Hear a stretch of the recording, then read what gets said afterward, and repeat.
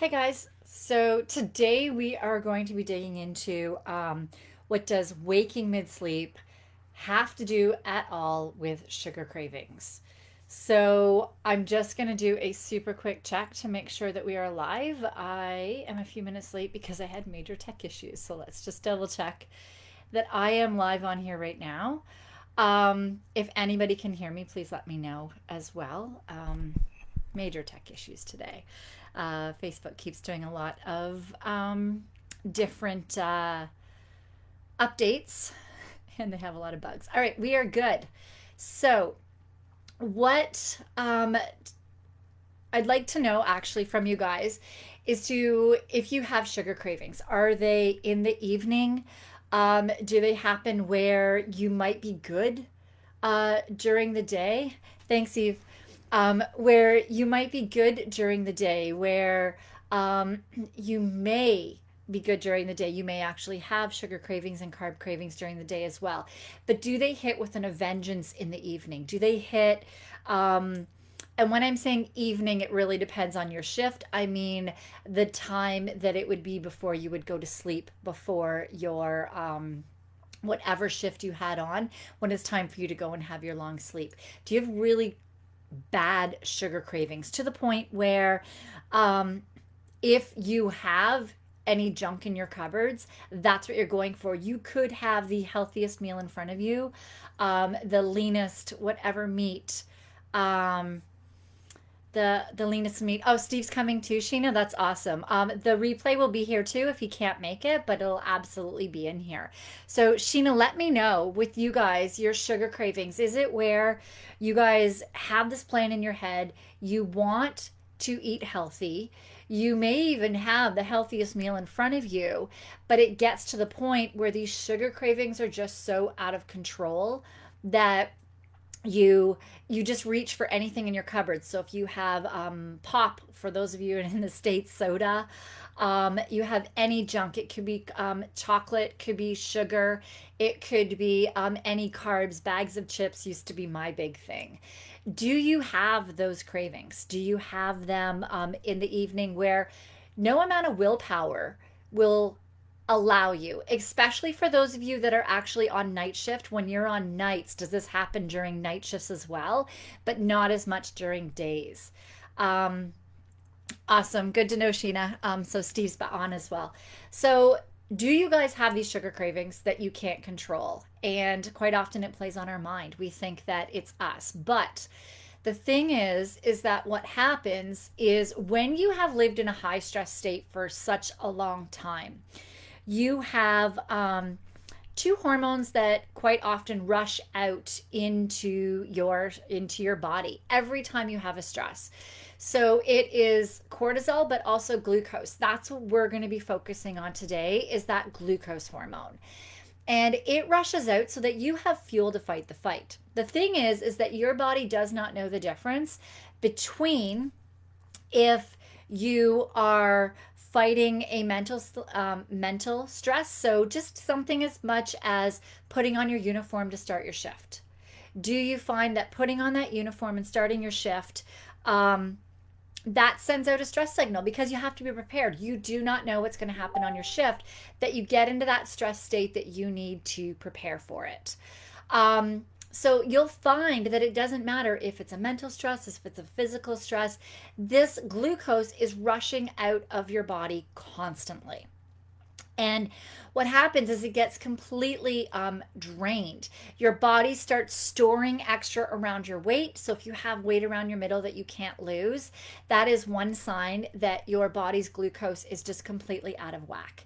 And so what happens is you are supposed to have enough glucose storages for 8 hours of sleep. But what happens is that as your body has been sending out this glucose for years and years of long-term stress and cleaning it up, it totally is out of whack. It's used up. It doesn't have the same reserves that it has. Yes, they may be sitting around your gut, but your body will not release those until you decrease your stress system's demands. So you're supposed to have enough for 8 hours of sleep, but what happens is it starts being 7 hours you wake up, and then 6 and 5. We have some in our program that are 1 to 2 hours is the longest block of sleep that they can have before their body wakes them up, telling them that they're in a crisis mode. So when your body wakes you up, you need fuel. And our bodies tell us the same thing that happens when you have those sugar cravings, that it wants sugar, because it is the quickest source of fuel that pushes into your body. The thing is that it is not the most efficient and longer lasting fuel. Proteins and fats are. So, what we find is, I'm going to give you a really quick tip. I want you to know, though, before I give you this tip, that it is only a band aid. Okay? The reason is what we're going to do is we're going to give your body a fuel that will last a little bit longer during your sleep than sugar.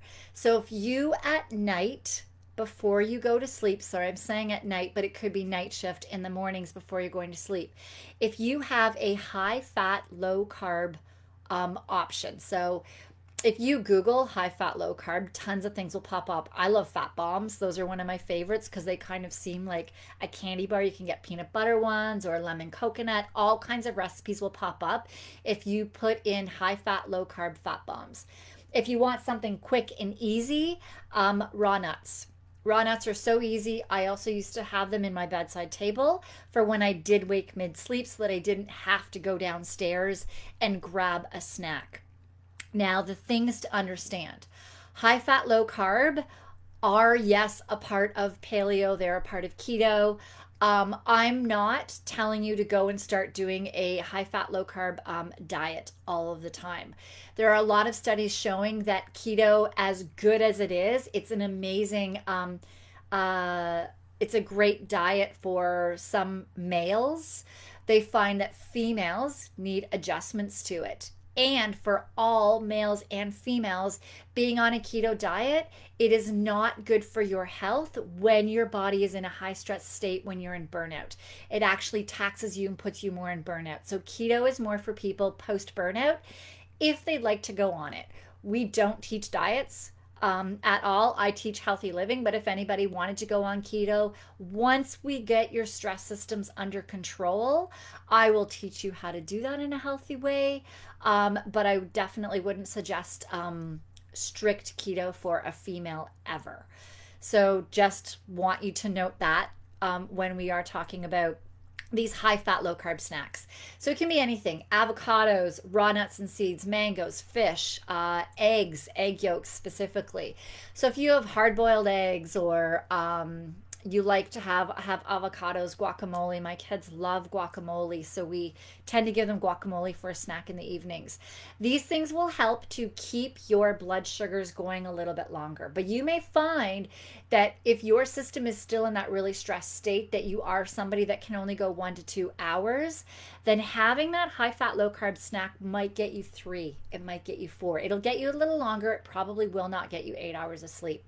So that's when you'll need something mid-sleep as well. Again, as I said, this is only a band-aid solution. The big solution is what we do in the program, which is going through 12 months of supporting your stress system, making sure that all of the components of your stress system are supported, are strong, and you're not living in that heightened stress state anymore. You're not living in that hypervigilant state where you really can't shut it off. So that's the full-on solution, but the band-aid solution for now is for you guys to start having a high-fat, low-carb snack at night. And if you do need, have one when you are mid-sleep. So hopefully that answered that questions for you. If you have any other questions, post them below.